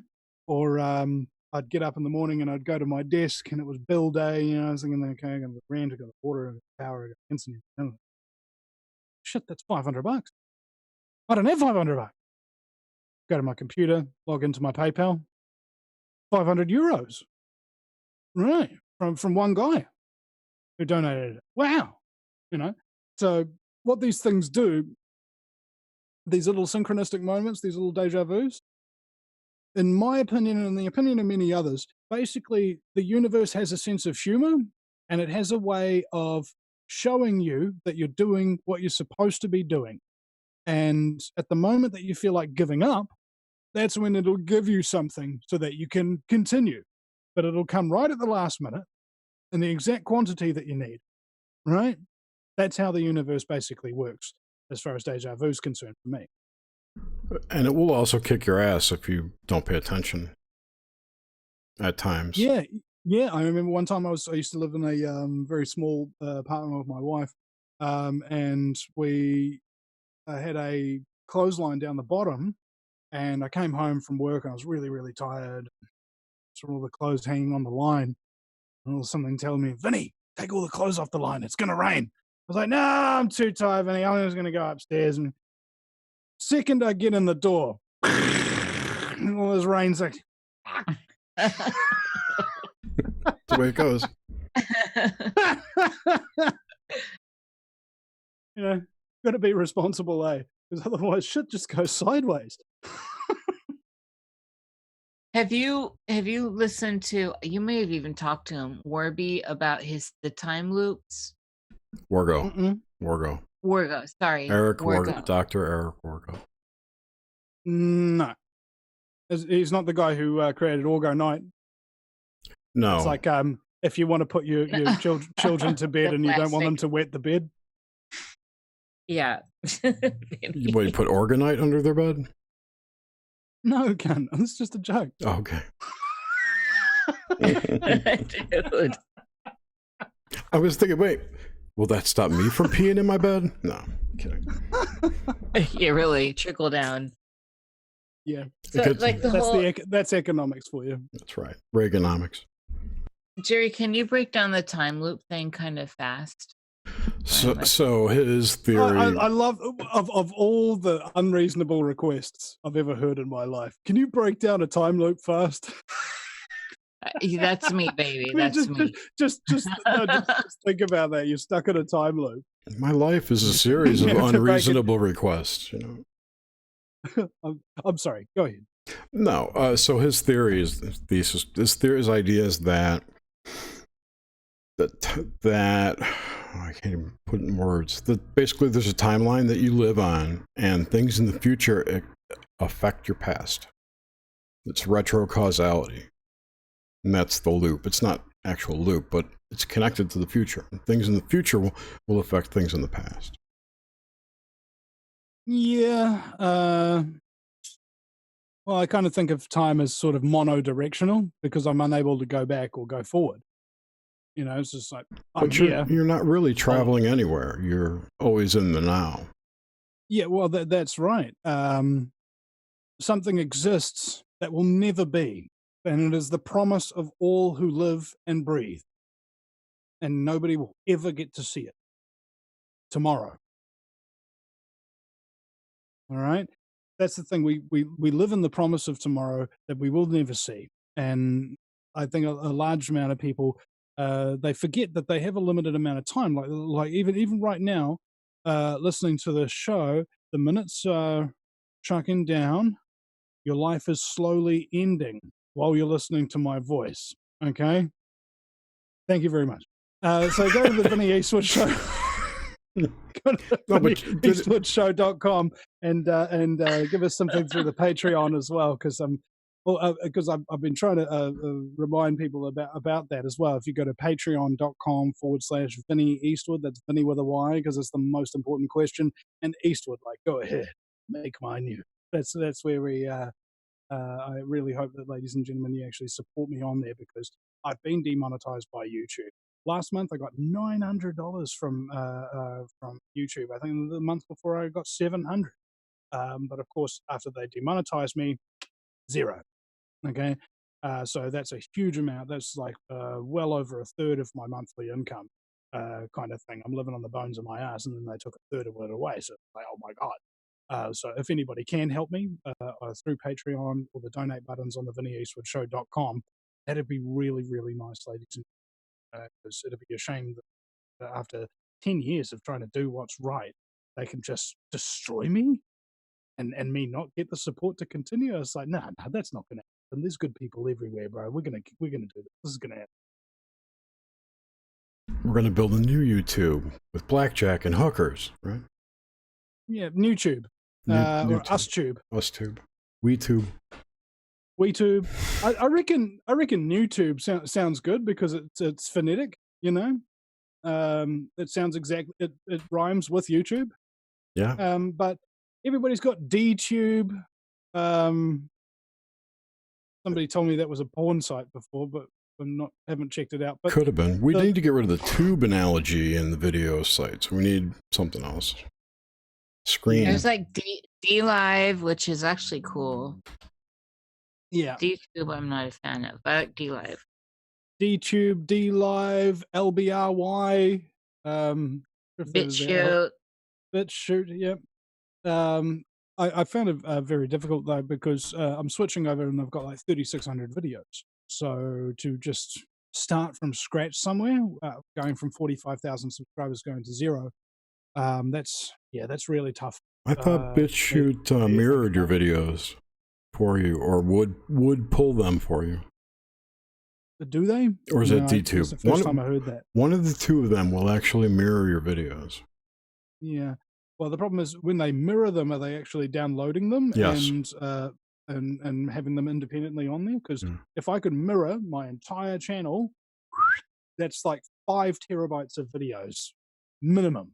Yeah. Over 10 years, that kind of thing. And I don't know, ladies and gentlemen, if you want to have like 3,600 videos appear on your feed, just oh my god, what do I watch first? I do have a question for you from one of the live chat here. Wanted to know what you knew about the world elite New Zealand doomsday bunkers. Nothing. Next question. That's it. Thank you. Good night, everybody. There you go. Okay, so I have actually heard a couple of rumors about these bunkers and things like that. Now, apparently the guards who are going to be who are trained, professional soldiers and things like that, mercenaries and what have you, apparently they hate the elite people that they're working for. And when the shit does hit the fan, doesn't? They're just going to kill these elite people and get their own families in those bunkers. It's just like, all you dipshits are like sitting around here paying these people to take care of you, and as soon as you actually need them, they're just going to kill you and take care of themselves and their own families. That sounds like fitting justice to me. But the other fun would be if they actually were successful and they locked themselves underground with the worst pedophiles, psychopaths, and murderers the world has ever known. Okay? That's your plan to escape a bad future? Okay? I don't think you've thought this one through! Really? Yeah, no, totally. All right. Underground in the dark with David Rockefeller's children? Those are the people that eventually... I know. The ones... I know, right? Those are the people that will in the future become the Greys, right? And come back in the flying saucer. Never mind. American Horror's last season was kind of like, I mean, Was that it's different, but it's also had that theme. that wasn't the Sorry, what clown theme? one, was it? No, it's the one. It was like Armageddon, American Horror Story. This last season, they had these underground, this whole thing is basically mirrors this, but with the magical, weird horror angle. Creepy Just horror angle. more programming in the world. Because horror movies are so good for you. All right. I got no more questions. So, Vinny, did you want to plug anything on your channel or your work other than what you have plugged already? Man, I feel freaking exhausted. This has been a good show. Let me see now. My New Zealand election series. I found out something. I was going to my channel the other day, and I was looking for my New Zealand election series, and I couldn't find the playlist. So apparently, and I want to. This is actually just a little help for everybody. If you go to somebody's YouTube channel and then you go to the playlists tab, it comes up with these other options. For example, all playlists, created playlists, and saved playlists. So it'll start off with all playlists, but unless you go to created playlists, you won't be able to see all the playlists that people have created. And I've created like many, many of them. And I was looking for one in particular, and I didn't even know that it hadn't it doesn't appear on the search term. That was kind of interesting. So NZ election series, who are you really voting for?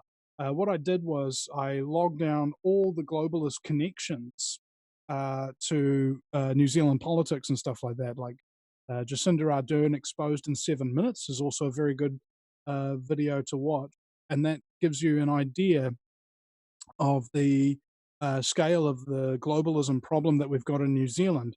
So like when the elites are like escaping here to get away from all the crap, that's because this is their safe place. Okay, that's because they know that they control this place. We're a former British colony, and we have, we're a former British colony from the Bank of England. Okay, you ever heard of the Cayman Islands? It's a money laundering site run by organized crime. That could perfectly describe New Zealand. Okay, that's like all the Caribbean, I think. Well, something like that. If you're a former British colony and the Bank of England set up shop in your little spit of sand, guaranteed corruption is still going on in your country until you abolish the Bank of England's tendril. That's the thing. And so I want people to realize that New Zealand is not, all squeaky clean and stuff like that. It's better in a lot of ways than a lot of places, so I hear, but I haven't been to any of these other places, so I got nothing to compare it to. For me, New Zealand's just quiet and slow and backwards and full of idiots, that kind of thing. You may not understand what it's like to live in a country where people don't care about anything that's real, where they laugh about people who are interested in politics, where they spend all their time drinking and smoking weed and watching sport and entertaining themselves with vain music festivals and drinking fluoride and taking vaccines and getting sprayed with chemtrails and telling everybody that they've got to be more compassionate to each other, whilst at the same time they're just afflicted with horrific narcissism. And it's just like it might be very difficult for an American audience to understand that dynamic or what it feels like to live in New Zealand. Very, very different, isn't it? No, you're basically describing the far left people. Yeah, and I think this is something we've all got to really understand. The reason I started doing this is because I saw Alex Jones, David Icke, and all of these other people from other countries broadcasting, and doing their own shows and outside of the mainstream, and there was nobody in New Zealand doing that. Nobody. And so I was like, well, let's change that, because the fact of the matter is everything I learned from American talk radio is happening over here in New Zealand. Okay. We are all one and together in this fight, ladies and gentlemen. And I think that being a patriot nowadays means you really have to look after your own country. Okay? Jefferson said that it is the duty of every patriot to protect his country from his government. And I think that now that we've got a world government, we all need to protect our countries from it. So go to the Speaking of Vinny Eastwood show. Oh, sorry. Go to VinnyEastwood.com. I was just going to plug myself. Yeah. So go ahead. I got the links in the description, and they'll be in the show notes too. I was going to ask if there's, do you guys, can you own guns in New Zealand? Not for long. All right. As soon as the Brenton Tarrant did that mass shooting in the mosque, they passed gun law legislation. They introduced gun law legislation, 600 pages of it within 20 minutes. So it was already written. And then they rushed it through Parliament in 12 days. And even before that was put through Parliament, they were visiting people like from the New Zealand military at 2:00 in the morning. All right, to confiscate their weapons off of them. This is the police confiscating weapons off of the military. All right, that kind of thing. So soon, only the police and military in New Zealand will have guns, and then we're all fucking slaves. So I have a lot of respect for the men in this country who are burying their weapons, who are hiding them. Okay, I can't encourage anybody to do that because it's illegal. I'm just saying I have a lot of respect for the men who do, because I know that they understand that the last thing to happen in any society before a group of people get exterminated is their weapons get taken off them. It doesn't matter whether you were Scottish in 900 AD when Edward the Longshanks banned swords and bows for Scottish Highlanders. Okay? It doesn't matter how long ago it was. Your enslavers will always try to disarm you first because then you're so much easier to enslave. And we are now having weapons taken from people left, right, and center in New Zealand. I myself got visited by the police 5 times. This shit is real, folks. This was 9/11 2.0. This is not the war on terrorism anymore. This is the war on dissent, the war on resistance, the war on anybody who wants freedom. Free thought. And this is the bottom line. Sorry, I have a bit of a cold. This is the bottom line, and I'm so glad we're kind of wrapping up on this. This is something we need to get together. We need to come together, and it's part of what I was talking about with reality consensus, the double slit experiment. We can do this. At some level, we can start plugging into each other, and we can do this. Even mundane people are starting to see the writing on the wall with how fast like that happens at Christ Church, and then in 20 minutes all these pages are dumped and then legislation's changed. This is rolling out fast, and it's worldwide. And as Bruce Lee said, that defeat is a state of mind. Now, he says that no one is ever defeated until defeat has been accepted as a reality. That's Bruce Lee, ladies and gentlemen. I love Bruce Lee. Be like water. Yep. All right, great. Well, thank you, Vinny. We really appreciate having you tonight. Thank you for restreaming us. It's been my pleasure. Yeah. Please subscribe to our channel, which is Vocast Nocte. If you would like, it would help us, just so we can get our show out to more places. It's also available on podcast form tomorrow. So thank you, everyone in the live chat. Thank you, Vinny. Thank you, Nish. Next week, we have author Robert Guffey, the author of Camelio. He's a pretty interesting dude. You should have him on, Vinny. You would dig him. So thanks, everybody. We'll see you next week. All right. Cheers, brother. Thank you so much. Sure. Thank you, everyone. Thank you, Vinny. It's been a great pleasure. Awesome. I get that a lot. All right. I bet you do. All right. All right. Cheers.